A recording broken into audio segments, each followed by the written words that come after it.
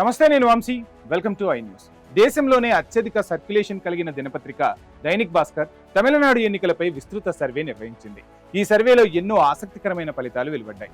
ఇప్పుడు ఈ సర్వే ఫలితాలు తమిళనాట ఎన్నికల వాతావరణాన్ని మరింత వేడెక్కించాయి కూడా. డిఎంకే కూటమిలోని కాంగ్రెస్, అన్నా డిఎంకే కూటమిలోని బీజేపీ పార్టీలకు దారుణమైన దెబ్బ తప్పదని సర్వే తేల్చి చెప్పింది. ఏ పార్టీకి ఎన్ని సీట్లు వస్తాయి, ఏ కూటమిది రెండో స్థానం, సినీ హీరో విజయ్ పార్టీ ప్రభావం ఎంత తదితర అన్ని విషయాలపై స్పష్టత ఇస్తూ దైనిక్ భాస్కర్ సర్వే ఫలితాలు విడుదల చేసింది. వరుసగా రెండోసారి అధికారం చేపట్టడం ద్వారా తమిళ రాజకీయాల్లో డిఎంకే కొత్త చరిత్ర సృష్టిస్తుందా? జయలలిత లేకున్నా సరే అధికారంలోకి వచ్చి అన్నా డిఎంకే సంచలనం క్రియేట్ చేస్తుందా? కొత్త పార్టీతో తెరమీదికి వచ్చిన సినీ హీరో విజయ్ మరో ఎంజీఆర్ అవుతారా? జాతీయ పార్టీల ప్రభావం ఎంత? ఈ ప్రశ్నలన్నింటికీ దైనిక్ భాస్కర్ దినపత్రిక సమాధానాలు రాబట్టింది. దేశంలోనే అత్యధిక సర్క్యులేషన్ కలిగిన దినపత్రిక కావడంతో పాటు అత్యంత విశ్వసనీయమైన వార్తా సంస్థగా దైనిక్ భాస్కర్ కు పేరుంది. అలాంటి మీడియా సంస్థ ఎన్నికల సర్వే నిర్వహించి ఫలితాలు విడుదల చేయడం పెద్ద సంచలనంగా మారింది. ఈ సర్వేలో అనేక ఆసక్తికరమైన ఫలితాలు వచ్చాయి. తమిళనాడులోని 234 స్థానాలకు ఏప్రిల్ 23న పోలింగ్ జరగనుంది. ప్రభుత్వాన్ని ఏర్పాటు చేయడానికి 118 స్థానాలు అవసరం. ఈ పోటీ డిఎంకే, ఏఐడిఎంకేల మధ్య ఉంది. ఓవైపు ముఖ్యమంత్రి ఎంకే స్టాలిన్ ద్రవిడ నమూనా, ఆయన ప్రజాదరణ పొందిన పథకాలు ఉండగా, మరోవైపు జయలలిత వారసత్వాన్ని ముందుకు తీసుకువెళ్తున్న ఏఐడిఎంకే హిందుత్వ అండతో పాగావేయాలని ప్రయత్నిస్తున్న బీజేపీల కూటమి ఉంది.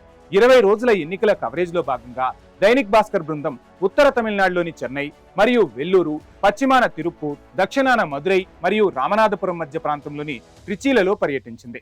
సాధారణ ప్రజలు, సీనియర్ జర్నలిస్టులు మరియు రాజకీయ నిపుణులతో సంభాషణల ద్వారా ఎన్నికల ఫలితాలపై దైనిక్ భాస్కర్ ఓ అంచనాకు వచ్చింది. డిఎంకేదే మళ్లీ అధికారం, తమిళనాడులో స్టాలిన్ ప్రభుత్వం తిరిగి అధికారంలోకి రావచ్చు, డిఎంకే కూటమి 120 నుండి 140 సీట్లు గెలుచుకోవచ్చంటూ, ఇందులో డిఎంకే 100 నుండి 110, కాంగ్రెస్ 10 నుండి 15, మిగిలిన కూటమి పార్టీలు చెరో 10 నుండి 15 సీట్లు గెలుచుకోవచ్చు. ఇక 2021లో డిఎంకే 133 సీట్లు గెలుచుకోగా కాంగ్రెస్ 18 సీట్లు గెలుచుకుంది. ఈ కూటమి 159 సీట్లు గెలుచుకుంది. నాడు డిఎంకే సొంతంగా మెజార్టీ సాధించింది. అన్నా డిఎంకేకు ఆశాభంగం. రెండవ అతిపెద్ద పార్టీ అయిన ఏఐడిఎంకే కూటమి 90 నుంచి 100 సీట్లు గెలుచుకుంటుందని అంచనా. ఏఐడిఎంకే 70 నుంచి 80 సీట్లు గెలుచుకోవచ్చు. 2021 ఎన్నికల్లో ఏఐడిఎంకే 66 సీట్లు గెలుచుకోగా భారతీయ జనతా పార్టీ 4 సీట్లు గెలుచుకుంది. కూటమి కేవలం 75 సీట్లు మాత్రమే కైవసం చేసుకుంది. భారతీయ జనతా పార్టీకి భంగపాటు తప్పదా? తమిళనాడు ఎన్నికల్లో భారతీయ జనతా పార్టీకి భారీ షాక్ తప్పకపోవచ్చు. 27 స్థానాల్లో పోటీ చేస్తున్న బీజేపీ ఒక్క సీటు కూడా గెలుచుకునే అవకాశం లేదు. కానీ ఆ పార్టీ అసాధారణంగా రాణిస్తే 5 సీట్ల వరకు గెలుచుకోగలదు. కోయంబత్తూర్ సౌత్, తిరునెల్వేలి, నాగర్కోయిల్, ముదుకురిచి, కారైకుడి స్థానాల్లో భారతీయ జనతా పార్టీ గట్టి పోటీ ఇస్తుంది. మిగిలిన కూటమి పార్టీలు 5 నుంచి 10 సీట్లు గెలుచుకోవచ్చు. ఇక విజయ్ ప్రభావం ఎంత అనేది ఇప్పుడు చూద్దాం. తమిళ చిత్రసీమ సూపర్ స్టార్ తలపతి విజయ్ కొత్త పార్టీ టీవీకే ఖచ్చితంగా ఖాతా తెరిచే అవకాశం ఉంది. ఈ పార్టీ 5 నుండి 15 సీట్లను గెలుచుకోగలదు. అయితే దాని ఓట్ల వాటా 12% వద్దే ఆగిపోయే అవకాశం ఉంది. స్టాలిన్ అనుకూలతలు.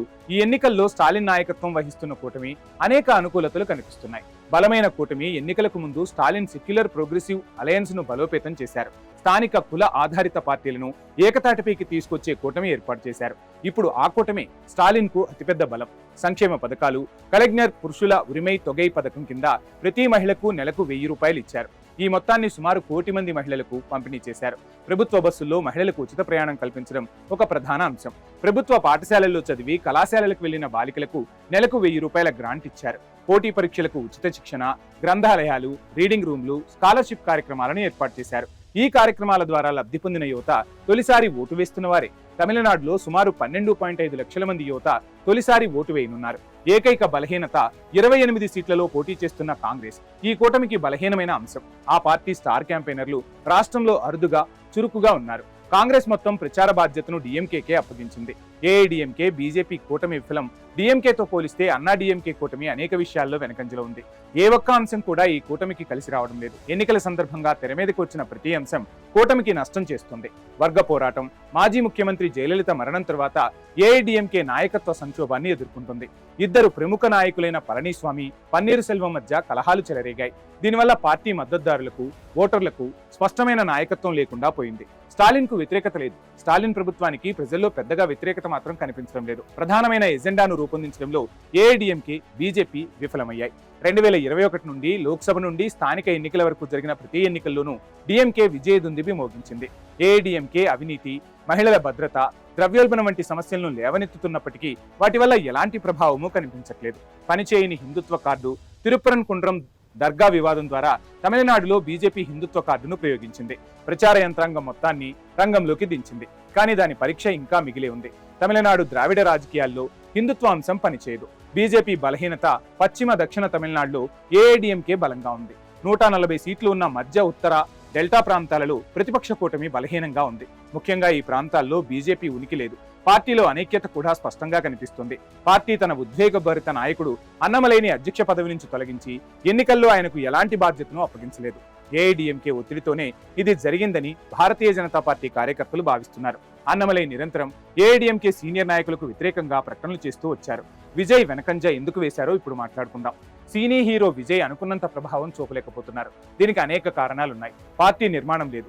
పార్టీలోని ఇతర నాయకులకు పెద్దగా గుర్తింపు లేదు. వారికి పెద్దగా పలుకుబడి కూడా లేదు. నాయకుల్లో చాలా మంది డిఎంకే, ఏఐడిఎంకేల నుండి వచ్చిన వారే.